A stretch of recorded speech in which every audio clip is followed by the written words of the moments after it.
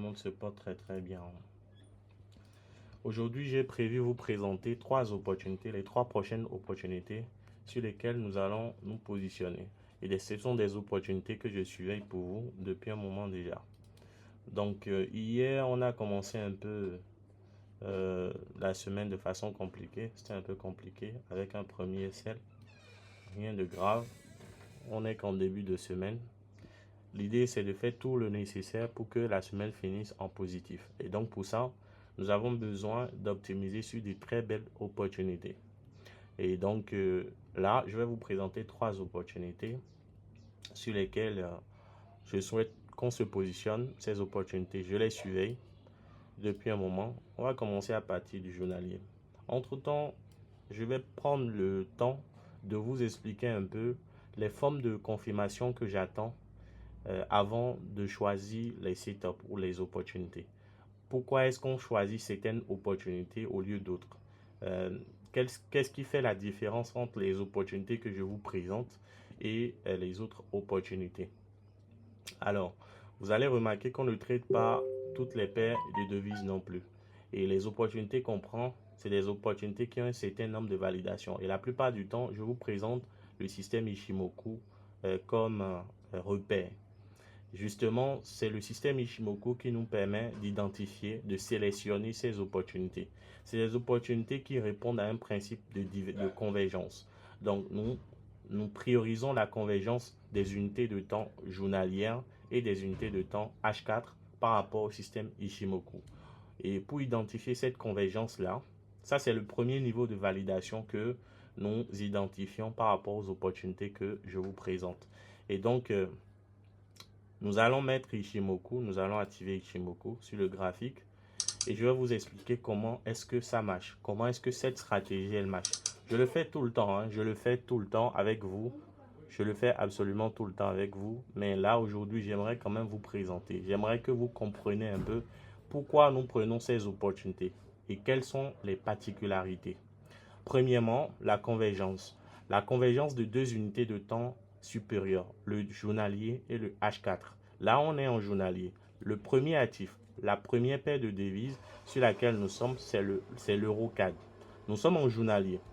Et la première chose que vous pouvez identifier pour apprécier la convergence d'une unité de temps, c'est d'identifier la position du prix par rapport au nuage Ishimoku.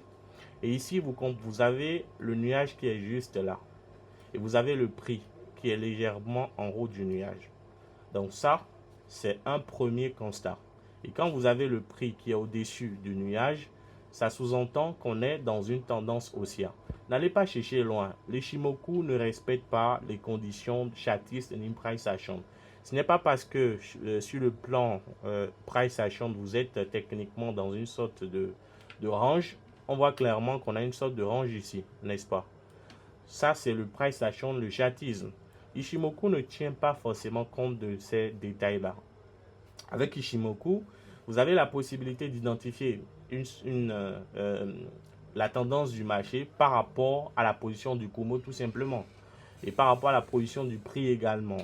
Même si on est dans des structures techniquement range en range, on peut facilement identifier la tendance ou plutôt la forme de structure en construction la plus priorisée. Et dans notre cas ici, c'est la tendance haussière. On est dans une convergence haussière. Là, vous avez une convergence haussière.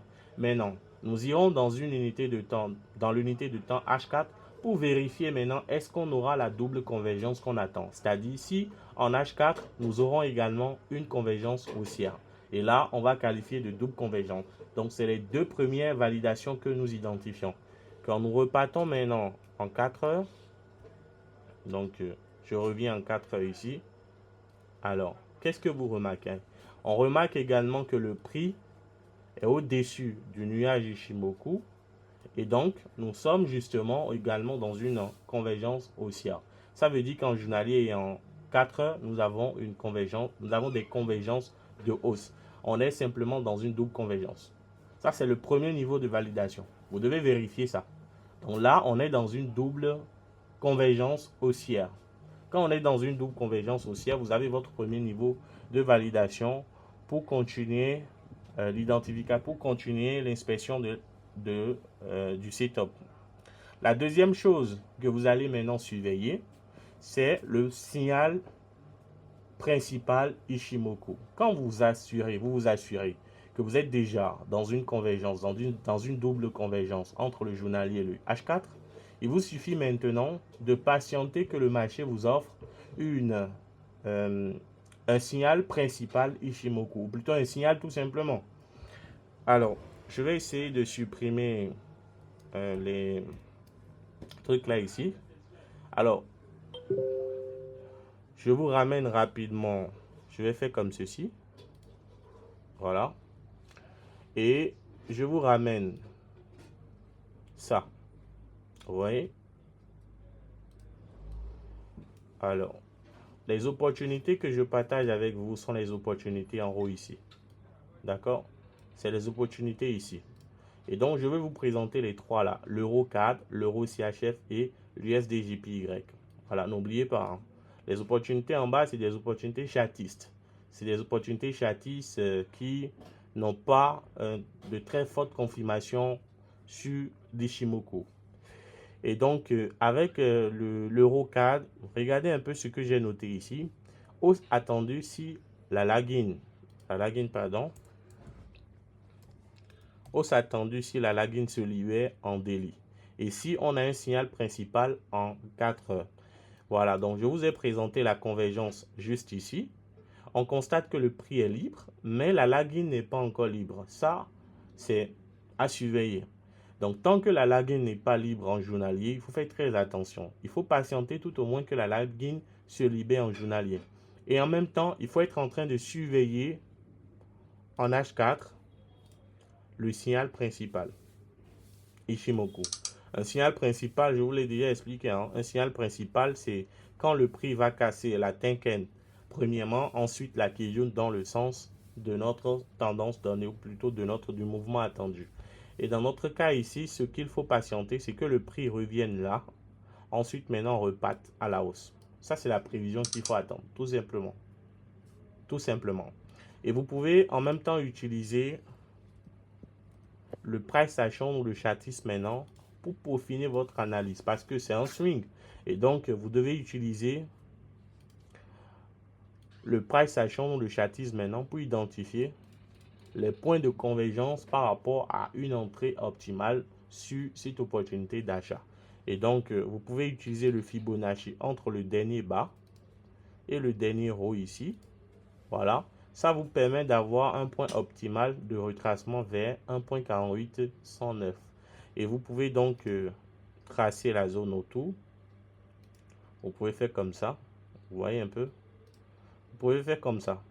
En même temps, ce qui va être intéressant pour nous, c'est de mettre Ichimoku et de vérifier si les 61,8% du Fibonacci là correspondent à une zone de support du Fibonacci. Et justement, vous remarquez ici, vous avez un plat. Vous avez un plat de SSB pardon, et un plat du nuage qui coïncide avec le niveau de retracement de Fibonacci. Ça veut dire que si vous devez acheter cet actif-là, vous devez patienter que le marché revienne chercher ce niveau de support avant de vous positionner. Et dès que le prix reviendra chercher ce niveau de support, alors vous allez pouvoir vous positionner tout simplement à l'achat. Dans un premier temps, vous allez prendre un signal agressif sur ce support. Et dès que le prix va nous donner le signal principal maintenant, avec la libération de la lagging, alors vous allez vous positionner encore à l'achat pour renforcer la position. Et ça vous fera un double signal. D'accord? J'espère que tout le monde a compris. Bien, donc ça c'est la première opportunité. Deuxième opportunité maintenant, c'est l'euro CHF. L'euro CHF. Donc j'ai mis hausse attendue si le prix revient en H4 chercher 0.94 ou 0.93 950. Vous allez comprendre pourquoi j'ai dit ça. On revient euro CHF. Il faut remarquer que c'est des actifs avec des devises très très importantes. Ici, nous sommes en 4 heures. Donc, on revient en journalier pour apprécier la tendance. Là, vous pouvez remarquer qu'on est dans une tendance haussière. Le prix au-dessus du nuage, on est haussier. D'accord? Ça peut aller. Et ici, on a quelque chose d'intéressant. La lagging est libre. La lagging ici est totalement libre. Très intéressant parce qu'on est déjà dans une structure de hausse. Alors, on revient maintenant en H4. N'oubliez pas, hein, n'oubliez pas les types de confirmation. Parce que prochainement, on ira très très vite. Donc, on revient en H4, on constate que le prix est également libre. Entre-temps, par exemple, hier, pour ceux qui se lèvent très tôt, si vous étiez là hier, par exemple, à 3 heures du matin, GMT plus 1, vous aurez pu prendre l'achat. Vous voyez un peu? Vous aurez pu prendre l'achat. Voilà, donc on voit clairement que le prix est également libre. Donc, ce à quoi on doit s'attendre dans ces cas si précis, c'est d'identifier un point de retracement que le marché peut revenir chercher avant de nous positionner à l'achat. La première des choses, c'est d'identifier la double convergence des unités de temps journalières et H4. Et la deuxième chose, c'est de revenir maintenant en H4 dans l'unité de temps swing et d'identifier maintenant le point optimal sur lequel le prix peut revenir chercher, voilà, votre entrée. Alors, quand vous positionnez le Fibonacci entre le dernier bas c'est ici. Vous avez le dernier haut ici. Et vous avez le BOS ici. Ce BOS là, c'est un trou créé par ce haut et ce bas. Vous comprenez? C'est purement price action. Et donc, vous projetez le Fibonacci entre ce dernier bas et ce haut. Ça vous permet d'avoir un point optimal de retrait, de fin de retracement attendu vers donc le niveau des 0.93 868. Alors, en même temps, avec le price action, on constate qu'il y a un order block en 4 au niveau de ce support-là. Donc, on identifie l'order block. Mais non, vous avez fini avec le chartiste. Vous avez fini également avec le price action. Pour ceux qui le souhaitent également, vous pouvez tracer une trend line ici. Il y a une trend line hein, ici qui est juste là. Vous voyez un peu. Vous pouvez tracer la trend line. Ça vous permet de coïncider la zone. On voit que le chartiste vous permet de tracer ça. Et ça donne une zone ici également. Le price action vous donne une zone là. Et la projection du Fibonacci également vous ramène à un point de convergence ici. Donc, vous avez toutes les stratégies qui vous ramènent dans ce support-là. Et ensuite, maintenant, vous placez votre Ichimoku. Pardon, là, je pense que j'ai fait un... Voilà. Vous placez votre Ichimoku ici. Et Ichimoku vous permet également d'apprécier un point de convergence avec ce support-là. Les zones des 0,93 864. Avec Ichimoku, vous remarquez ici que nous avons également un plat. Vous avez un plat du nuage Ichimoku qui coïncide avec la zone. Ça veut dire que si vous devez acheter l'euro CHF, vous devez simplement patienter que le prix revienne chercher le support en question avant de vous positionner à l'achat. Aussi simple. La première entrée serait donc sur ce support. La deuxième entrée serait donc si le marché revient, rebondit et vous libère. La lagging libère juste en haut là. C'est-à-dire la lagging fait un truc comme ça, revient là et ensuite vient se libérer ici. Là, vous allez renforcer la position juste là. Ça vous ferait deux signaux, pardon. Une première entrée ici et une deuxième entrée là de renforcement. Et ensuite, le marché, il y a de très fortes chances que ça décolle très très vite et que vous partez chercher au moins les 0,95. C'est des opportunités qui vous donnent de très grosses dynamiques de marché. Hein. Très très grosses dynamiques de marché. Donc, ça fait deuxième opportunité. Alors, troisième opportunité, ça va être l'USDJPY. D'accord? Ça va être l'USDJPY. Alors, l'USDJPY, c'est... J'ai le choix hein, entre l'USDJPY et l'EuroJPY. Je vais vous montrer. Mais ce n'est pas des opportunités qui ont de très forts potentiels, comme les deux autres. Donc, ici, vous revenez en journalier pour vérifier la convergence. Et quand on revient en journalier, qu'est-ce que nous constatons? Pardon. Qu'est-ce que nous constatons? Quand nous revenons en journalier ici, nous voyons clairement que le prix est haussier. Donc, le prix est au-dessus du nuage Ichimoku. On est haussier. D'accord? Tout ça, c'est bien. On constate un BOS ici. D'accord? Et si nous fermons un peu Ichimoku là, vous pouvez identifier un point de retracement optimal ici entre le dernier bas là et le dernier haut. Ça vous permet de prédire que le prix reviendrait chercher le support vers les 153 avant de repartir à la hausse. Là, on est en journalier, n'oubliez pas. Et le prix, il est haussier. Voilà, donc maintenant, repartons maintenant en 4 heures. En H4, par contre, vous n'avez pas la convergence attendue. On est pas du tout convergent avec le H4. En H4, on voit clairement que nous sommes divergents. C'est-à-dire que le prix est en dessous du nuage Ishimoku. Ça veut dire quoi? Ça veut dire que la correction baissière qui a démarré en journalier est déjà ici. Vous pouvez remarquer la correction baissière qui avait démarré en journalier est déjà en activité ici. Donc, il faut s'attendre à ce que le prix revienne chercher le support des 153. Juste là, je pense que vous comprenez.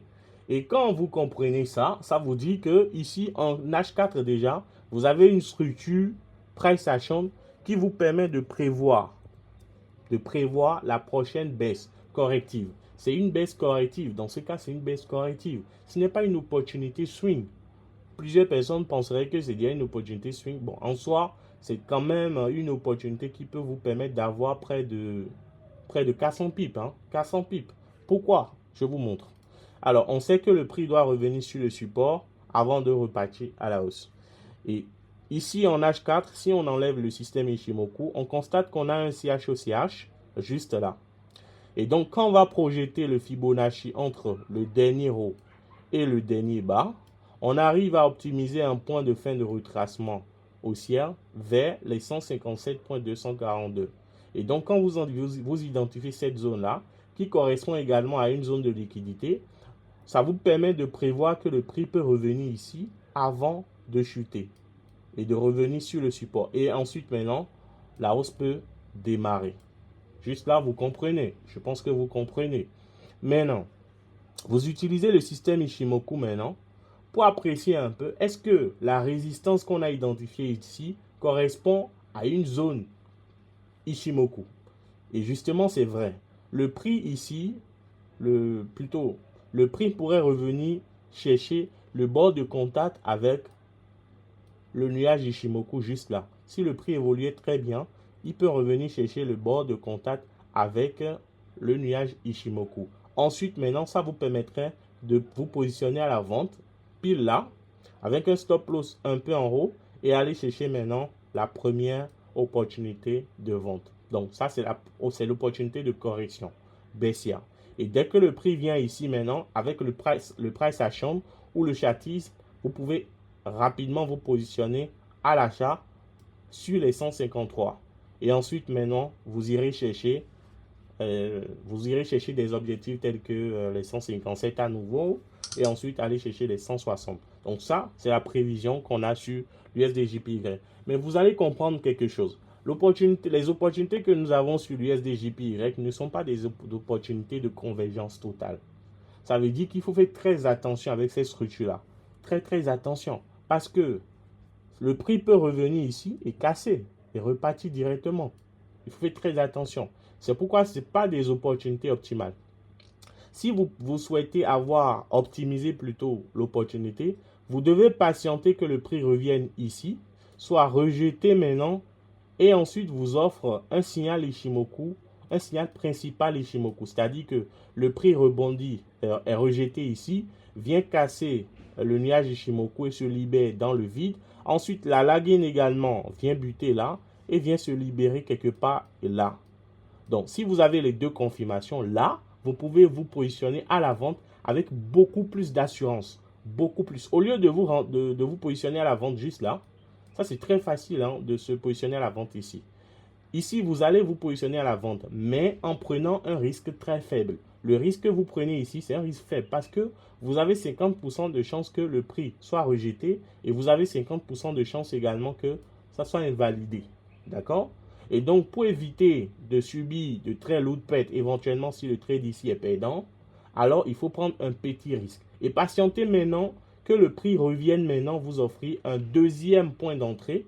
Et là, vous allez pouvoir renforcer votre position en étant un peu plus sûr que le prix réellement serait en train de venir vers le support des 153. Voilà un peu l'explication de ces trois opportunités que je souhaiterais vous présenter aujourd'hui. Si vous avez aimé, levez la main. Si vous avez compris, levez la main. Est-ce que j'ai bien expliqué? Est-ce que vous avez compris? Levez la main pour... voilà, il y a Mohamed qui lève la main. Vous levez la main là-bas aussi. Très intéressant. Il y a Yas qui est là. Il y a Olive. Super, super. Il y a John. Il y a Ali. Il y a Voilà. Allez, les amis, merci beaucoup d'être passés. Je vais enregistrer. J'ai déjà enregistré la vidéo, hein. Je vais vous l'envoyer directement au niveau de canal. Ça va vous permettre de revoir encore et d'apprendre. Voilà. Et je vous souhaite une très belle journée. On se retrouve tout à l'heure, les amis. Merci.